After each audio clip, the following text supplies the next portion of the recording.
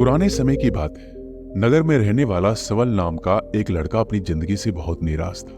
उसकी निराशा का कारण ये था कि अब वह कुछ भी नहीं कर रहा था। उसके माँ बाप उसे ताने मारते कि तेरे सारे मित्र कुछ ना कुछ कर रहे हैं, लेकिन तू अभी भी घर में बैठा हुआ है। मित्रों के बीच भी अक्सर उसका मजाक ही बनता। वह कहीं जाता तो लोग उससे पूछते कि क्या कर रहे हो। उसे ये बताने में बड़ी शर्म आती कि अभी वह कुछ भी नहीं कर रहा है। धीरे धीरे उसने रिश्तेदारों के यहाँ जाना और लोगों से मिलना जुलना कम कर दिया। वह ज्यादातर समय अपने घर में ही बैठा रहता। वह अकेले में रोता, भगवान को कोसता और अपनी किस्मत को दोष देता। अब उसे अपनी जिंदगी बोझ सी लगने लगी थी। कभी कभी वह सोचता कि जब वो कुछ करने के लायक ही नहीं है तो फिर उसे जिंदा रहने का क्या फायदा, उसे तो मर जाना चाहिए। एक दिन वो अपने नगर की एक सड़क से गुजर रहा था। तभी उसने देखा कि एक गुरु दुख के ऊपर प्रवचन दे रहे हैं। वह भी उस भीड़ में जाकर बैठ गया और गुरु के प्रवचन सुनने लगा। गुरु बोल रहे थे, दुख एक गुरु की भांति होता है जो हमें जीवन की सच्चाई दिखाता है और हमें सही से जीवन जीने का तरीका सिखाता है। आप चाहे तो अपने दुख रूपी गुरु से जीवन जीना भी सीख सकते हैं और चाहे तो उस दुख में डूबकर बैठकर रो भी सकते हैं। सवल भी गुरु की ये सारी बातें ध्यान से सुन रहा था, लेकिन उसे गुरु की ये बातें सही नहीं लगी। उसने खड़े होकर कहा, दुख कुछ भी सिखाकर नहीं जाता, सिर्फ पीड़ा देकर जाता है। दुख की पीड़ा अनंत होती है। ऐसा लगता है इसके बाद कुछ भी नहीं होने वाला, कुछ भी नहीं मिलने वाला। मृत्यु भी उसके सामने छोटी लगने लगती है। गुरु ने कहा, आखिर क्या दुख है तुम्हें? सवल ने अपना सारा दुख गुरु के समक्ष कह सुनाया और पूछा, क्या आपके पास मेरे इस दुख का कोई समाधान है? यह सुनकर गुरु मुस्कुराए और बोले, जिस दिन तुम्हारे जीवन में सच्चा दुख आएगा उस दिन मेरे पास आना, मैं तुम्हारे दुख का समाधान अवश्य करूंगा। इतना कहकर गुरु वहां से चले गए। सवल ने सोचा, क्या मेरा दुख सच्चा नहीं है? क्या जिस दुख से मैं गुजर रहा हूँ वो झूठा है? कोई भी मेरे दुख को नहीं समझता। जब माँ बाप ही नहीं समझ पाए तो गुरु क्या समझेंगे? अपने दुखों से परेशान होकर सवल ने एक निर्णय लिया कि अब वह कुछ करके दिखाएगा। उसने एक छोटा सा व्यापार शुरू किया, लेकिन उसमें सफलता नहीं मिल रही थी। लेकिन उसके घरवाले खुश थे कि वह कुछ तो प्रयास कर रहा है। वह अपने व्यापार में जुटा रहा और धीरे धीरे सफलता भी मिलने लगी। फिर उसने रफ्तार पकड़ ली। सिर्फ 3 साल के अंदर ही वह एक बड़ा व्यापारी बन गया। अब सवल के चारों तरफ ऐसे बहुत से लोग थे जो उसकी चिंता करते थे, उसे पसंद करते थे, उसके काम की प्रशंसा करते थे। अब उसके घरवाले भी उसकी प्रशंसा करते थकते नहीं थे। दिन प्रतिदिन उसके मित्रों की संख्या बढ़ती जा रही थी। अब वो अपनी जिंदगी से बहुत खुश था। उसके कुछ मित्रों ने उसे सलाह दी कि जब तुम बड़े व्यापारी बनकर इतना खुश हो तो सोचो, अगर तुम इस नगर के, इस राज्य के सबसे बड़े व्यापारी बन जाओगे तो तुम्हारे पास कितना सुख होगा, कितने लोग तुमसे जुड़ना चाहेंगे, तुम्हारा कितना यश फैलेगा। स्वयं राजा भी तुमसे मित्रता करना चाहेंगे और जरूरत पड़ने पर तुमसे ही धन उधार लेंगे। मित्रों की यह बात सवल के मन में घर कर गई। अब उसने और भी धन कमाने का प्रयास शुरू कर दिया, लेकिन उसे यह सब अब जल्दी चाहिए था। वह सब कुछ प्राप्त करने में अपना ज्यादा समय बर्बाद नहीं करना चाहता था। इसलिए उसने ऐसे भी कार्य करने शुरू कर दिए जो उचित नहीं थे। उसने बड़ी मात्रा में अपने मित्रों से उधार लेना शुरू कर दिया। ज्यादा मुनाफा कमाने के लालच में अपने सामान में मिलावट करने लगा। उसने दूसरे व्यापारियों के खिलाफ षड्यंत्र भी रचे। उसने डराया, धमकाया। जैसा जैसा उसका मित्र कहते गए वही करता गया। वह इन तरीकों से ज्यादा धन तो कमा रहा था, लेकिन अब उसके जीवन में सुकून नहीं था। उसके मन की शांति गायब हो गई थी। उसे रातों में नींद नहीं आती थी। वह किसी उधेड़ बुन में लगा रहता था। सुख साधन की सारी वस्तुएं होने के बाद भी उसे किसी में सुख नहीं मिल रहा था। एक दिन सवल अपनी बग्गी में सवार होकर कहीं जा रहा था। तभी रास्ते में उसे गुरु का आश्रम दिखा। वह रुक गया। वह गुरु के पास जाकर बोला, गुरुदेव, आपने कहा था जब तुम्हारे जीवन में सच्चा दुख आए तब मेरे पास आना। मैं अब बहुत ही दुखी हूँ। मेरे रातों की नींद गायब हो गई है। मुझे कहीं सुकून नहीं मिल रहा। इस तरीके से सवल ने अपनी सारी समस्या गुरु के सामने कह सुनाई। गुरु ने कहा, जब तुम मुझसे पहली बार मिले थे तब भी तुम किसी दुख में थे। तुमने उस दुख से क्या सीखा? सवल ने कहा, मैंने सीखा कि सिर्फ सोचने और चिंता करने से कुछ नहीं होता। अपनी सोच को सच करने के लिए कर्म करना पड़ता है और सिर्फ कर्म करने से भी कुछ नहीं होता। अपने कर्म को अंतिम पड़ाव तक ले जाना भी आवश्यक होता है। चाहे रास्ते में कितनी मुश्किलें आए, मन कितना ही निराश हो, कितना ही लगे कि अब आगे कुछ नहीं होने वाला है, तब भी ये मानकर चलो कि मैं जो कर रहा हूं उसमें मैं अवश्य सफल हूं। लोग सिर्फ सफल व्यक्ति को सम्मान देते हैं, फिर चाहे कोई कितना अच्छा क्यों ना हो, वह लोगों की नजरों में बोझ ही होता है। यह सब सुनकर गुरु मुस्कुराए और बोले, यह असली दुख नहीं है। जब तुम्हारे जीवन में असली दुख आए तब मेरे पास आना, मैं उसका समाधान अवश्य करूंगा। सवल ने जाते समय गुरु को सोने के सिक्कों से भरा एक घड़ा भेंट किया। घड़ा देखकर गुरु ने कहा, यह मेरे किसी काम का नहीं, इसे उस पेड़ के नीचे गड्ढा खोद कर दफना दो। सवल ने गुरु के कहे अनुसार घड़े को पेड़ के नीचे दफना दिया और वहां से चला गया। कुछ दिनों तक व्यापार अच्छी तरक्की कर रहा था, लेकिन गलत व्यापार की वजह से धीरे धीरे उस व्यापार में घाटा होने लगा। उसकी सारी धन संपदा धीरे धीरे खत्म होने लगी और एक दिन ऐसा आया जब उसके पास कुछ भी नहीं बचा और वह कर्जे से लद चुका था। लेकिन वह निश्चित था, क्योंकि उसने सारा कर्ज अपने मित्रों से ही लिया था। वो सोचता था कि उसके मित्र बुरे समय में उसका साथ देंगे, लेकिन ऐसा कुछ भी नहीं हुआ। बुरा समय आते ही मित्रों ने अपना उधार मांगना शुरू कर दिया। उधार वापस न मिलने पर जान से मारने की धमकी भी दी। उसके चाहने वाले सब उससे दूर हो गए। उसके वो मित्र जो उसके साथ मौज मस्ती करते थे अब उससे दूर भागने लगे। उसके परिवार वाले उसके गलतियां और कमियां गिनाने लगे। उसकी सारी संपत्ति नीलाम हो गई, उसके पास कुछ भी नहीं बचा। उसने अपने पिता से सहायता मांगी तो पिता ने कहा, मेरे पास ये थोड़ी सी संपत्ति है, अगर मैं ये भी तुम्हें दे दूंगा तो मैं तुम्हारी माँ को कहाँ रखूंगा। ये संपत्ति हमारा आखिरी सहारा है। सबल के भीतर बहुत गहरा दुख था। उसके आसपास कोई नहीं था जो उसके दुख को समझ सके, उसे संभाल सके। लोगों से मिले इस धोखे और विश्वासघात की वजह से वो अंदर तक टूट गया। उसे लगने लगा कि अब जीने का क्या मतलब, अब तो मृत्यु ही एकमात्र सहारा है।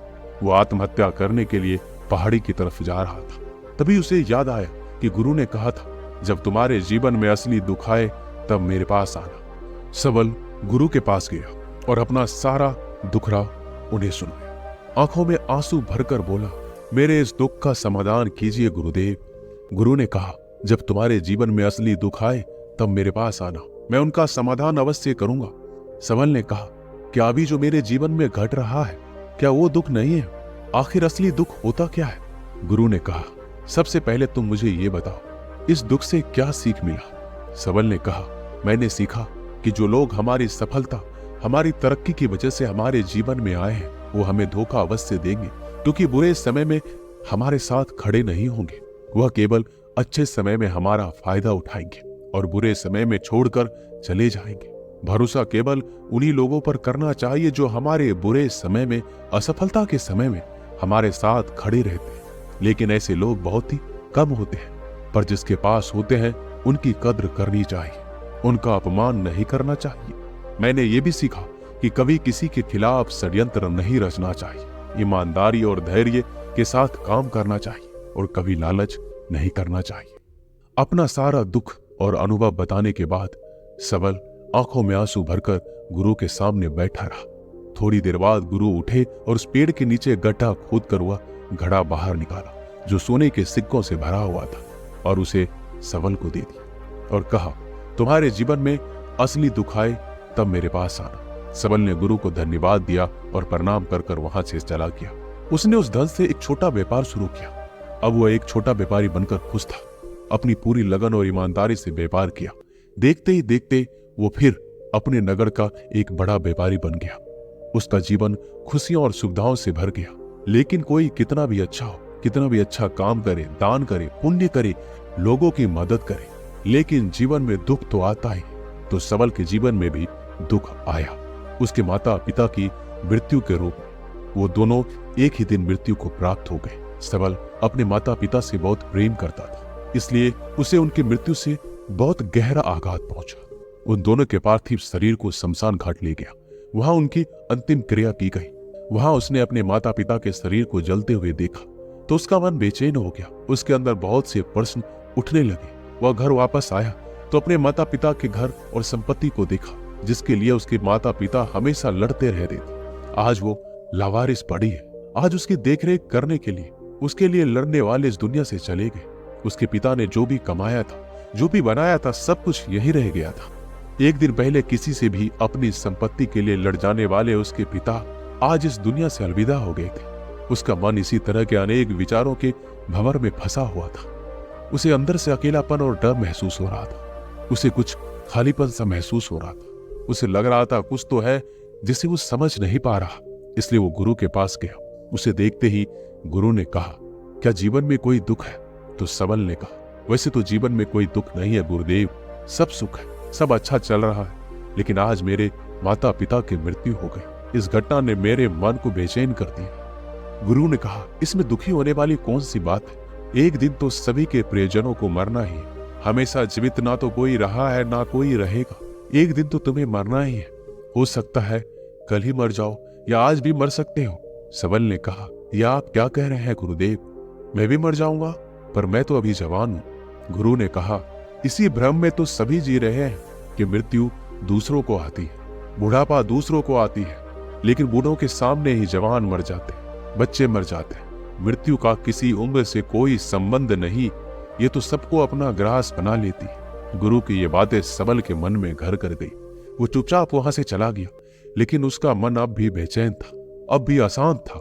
वह कुछ खालीपन सा महसूस कर रहा था। वह पूरे दिन अपने बारे में सोचता रहा कि वह इस दुनिया में क्यों आया है। क्या सिर्फ चीजों को उपयोग करना और मरना ही जीवन का लक्ष्य है? ऐसे बहुत से प्रश्न उसके मन में लगातार उठ रहे थे, लेकिन उसका उत्तर नहीं मिल पा रहा था। उसका दुख दिन प्रतिदिन बढ़ता जा रहा था। कुछ दिनों बाद वह फिर गुरु के पास पहुंचा और बोला, गुरुदेव, मैं बहुत दुखी हूं। मैं ये नहीं जान पा रहा हूं कि मैं कौन हूं, इस दुनिया में क्यों आया हूं। ये सुनकर गुरु मुस्कुराए और बोले, आज पहली बार तुम्हारे जीवन में सच्चा दुख पैदा हुआ है। वास्तव में यही वो दुख है जो दुख कहलाने के लायक है, कि हमें पता नहीं कि हम कौन हैं, क्यों आए हैं, क्या करना है, कैसे करना है। सबल ने कहा, गुरुदेव, मेरे इस दुख का समाधान कीजिए। गुरु ने कहा, हम सभी इंसान जीवन भर क्या इकट्ठा करते हैं? सबल ने कहा, हम सभी इंसान जीवन भर धन, संपत्ति, मान, सम्मान, परिवार, मित्र, शत्रु, पद, प्रतिष्ठा, यही इकट्ठा करते हैं। गुरु ने कहा, क्या इन इकट्ठा हुई सभी चीजों से एक भी चीज साथ ले जाया जा सकता है? सबल ने कहा, नहीं गुरुदेव, इनमें से कुछ भी साथ नहीं ले जाया जाता। मेरे माता पिता के साथ कुछ नहीं गया, सब कुछ यहीं छूट गया है, परिवार, संपत्ति, सब कुछ। तो गुरु ने कहा, अब मेरी बातों को ध्यान से सुनना। इस दुनिया में हमें जो इकट्ठा करना है वो हम इकट्ठा करते नहीं। चीजें जो हमारे सामने होती हैं लेकिन हम उन्हें देखने का प्रयास नहीं करते। इस दुनिया में हमें जिस चीज को इकट्ठा करना है वो हम खुद हैं। हमें खुद को इकट्ठा करना है ताकि जब मृत्यु हो तो हम एक हो सके और स्वयं को पहचान सके। हम भीतर से बटे हुए हैं। हम बटे हुए हैं प्रेम में, नफरत में, क्रोध में, जलन में, धन में, संपत्ति में, पद में, प्रतिष्ठा में, मान में, पहचान में, धर्म में, जाति में। ऐसे ही सैकड़ों हजारों चीजों और वासनाओं से हम बटे हुए हैं। हम टुकड़ों में जीवन जी रहे हैं। इस बंटवारे की वजह से हमारी चेतना कभी एक नहीं हो पाती। हमारी चेतना बिखर गई है। इसलिए हमारे पास इतना भी समय नहीं है, इतना भी ऊर्जा नहीं है कि हम मुड़कर एक बार अपने भीतर देख सकें। वास्तव में जिस धन की कमी, सुविधाओं की कमी, मान सम्मान की कमी को लोग दुख समझते हैं और जीवन भर उसे दुख बोलकर रोते हैं, उनका समाधान खोजने का प्रयास करते हैं, उन्हें उनका समाधान कभी मिलेगा ही नहीं। क्योंकि जिन्हें लोग दुख कहते हैं वो असली दुख है ही नहीं। वो तो सिर्फ इंसान की चाहत है, वो उसकी इच्छा है जिसकी पूर्ति कभी नहीं की जा सकती। इसलिए यहाँ व्यक्ति को ऐसे दुखों का कभी समाधान मिलता ही नहीं। इसलिए इन सब के ऊपर अगर अपने दुखों का परम समाधान चाहिए तो सबसे पहले अपने आप को इकट्ठा करो, अपने ऊर्जा को इस संसार से वापस खींचो और एकत्रित करो। अपने ऊपर ध्यान दो, खुद पर ध्यान लगाओ। पहले अपने आप को पहचान लो, ऐसे ही बिखरते हुए मत चलो। सबल ने कहा, क्या गुरुदेव, हमें ये संसार छोड़ देना चाहिए? अपने सभी इच्छाओं को मार देना चाहिए? किसी से प्रेम नहीं करना चाहिए? धन संपत्ति इकट्ठा नहीं करना चाहिए? मान सम्मान की आशा छोड़ देनी चाहिए? गुरुदेव ने कहा, एक बिखरे हुए मनुष्य के अंदर से कामनाएं, इच्छाएं और वासनाएं ऐसे ही निकलती है जैसे पहाड़ से कोई पत्थर गिर रहा हो, जिस पर पहाड़ का कोई नियंत्रण नहीं है सिवाय देखने, परेशान होने और कुछ खोने के। इसी प्रकार एक बिखरे हुए मनुष्य की इच्छाएं अनियंत्रित और दुखदायी होती है। उसका अनियंत्रित मन कुछ भी इच्छाएं और कल्पनाएं करता रहता है और दुखी होता रहता है। लेकिन जब व्यक्ति एकत्रित हो जाता है तो वो जो भी करता है उसके नियंत्रण में करता है, तब इच्छाएं भी उसकी इच्छा से निकलती है। सबल ने कहा, गुरुदेव, आपने मेरे सच्चे दुख का समाधान कर दिया। उसके बाद आपका बहुत धन्यवाद। मैं खुद को एकत्रित करने का प्रयास करूंगा। गुरु ने कहा, मानव शरीर में बहुत ऊर्जा है, बहुत शक्ति है, पर यह बेकार के कामों में बटकर रह गई है, व्यर्थ की चीजों में लगी रहती है। यह ऐसा है कि जैसे एक अत्यंत शक्तिशाली मशीन किसी बच्चे के हाथ में दे दी गई हो और बिना सोचे समझे, बिना किसी नियंत्रण और जानकारी के बस इस शक्ति को कहीं भी बर्बाद कर रहा है। इसलिए अपनी चेतना की शक्ति पर ध्यान दो और इसे एकत्रित करो। सबल को अपने प्रश्नों का उत्तर मिल चुका था। उसने गुरु को धन्यवाद किया और चुपचाप वहां से चला गया। दोस्तों, इस वीडियो में बस इतना ही। मिलते हैं अगली वीडियो में। अपना ख्याल रखिएगा।